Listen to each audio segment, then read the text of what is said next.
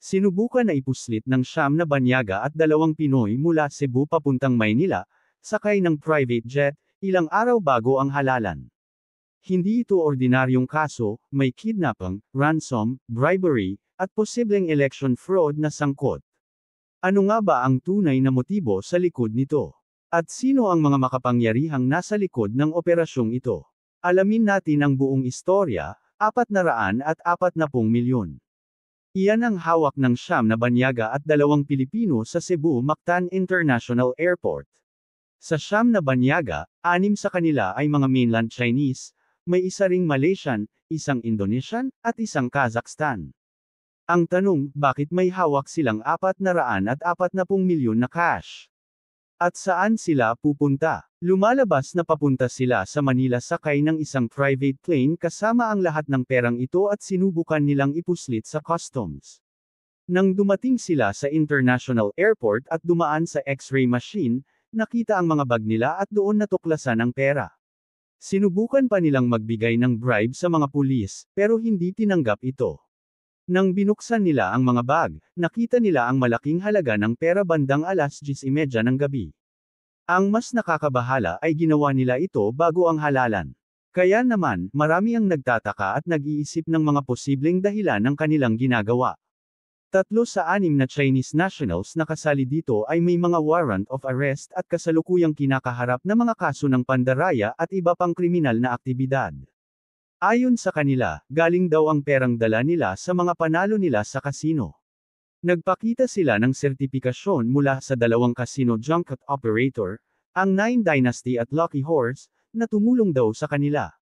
Pero narito ang twist, ang 2 junket operators na ito ay parehong sangkot sa kasong kidnapping at murder ni Anson Ke, kung saan ginamit ang ransom na higit sa 200 milyon na ipinasa sa mga junket operators na ito. Dahil dito, nagdududa ang mga pulis kung baka ang ibang pera na dala ng mga banyaga ay galing din sa ransom money na ipinadala sa junket operators. Ang mas nakakabahala pa, pagkatapos ng insidente ng kidnapping at ransom case, pinatigil na ang operasyon ng 2 junket operators na ito. Kaya't nagtatanong ang mga otoridad kung paano nakapag-issue ng sertipikasyon ang mga junket operators na ito kung hindi na sila pinapayagang mag-operate. Isa pa, ang may-ari ng Nine Dynasty Casino Junket Group ay si Li Duanwang, isang Chinese national na nag-apply upang maging Filipino citizen sa pamamagitan ng Senado. Lahat ng senador maliban kay Riza Hontiveros ay pumayag sa kanyang aplikasyon, kahit na may mga maling impormasyon sa kanyang aplikasyon at hindi niya isinama ang pag-aari niya ng junket operation. May mga pekeng dokumento rin siyang ipinasa sa BIR, kabilang na ang multiple BIR numbers at iba pang IDS sa pangalang Mark Ong.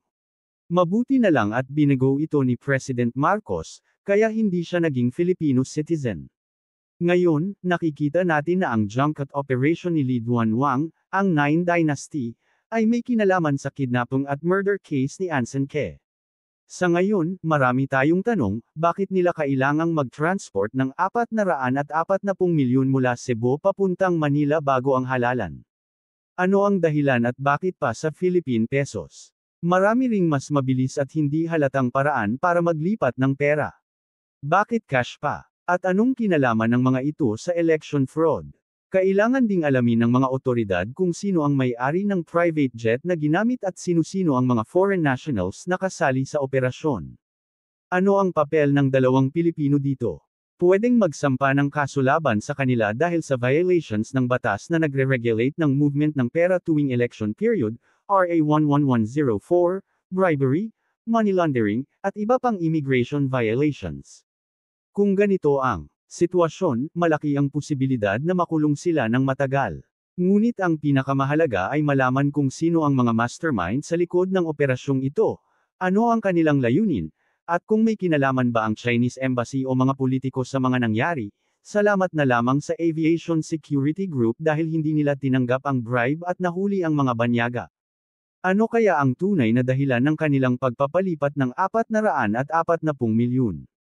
May kinalaman kaya ito sa halalan o sa kaso ng kidnapping at murder ni Anson Ke? Ano ang papel ng isang Chinese national na nag-apply bilang Filipino citizen sa lahat ng ito? Ipaabot ang inyong mga opinyon sa comment section, huwag kalimutan mag-subscribe sa aking YouTube channel at pindutin ang notification bell para ma-update sa susunod na video.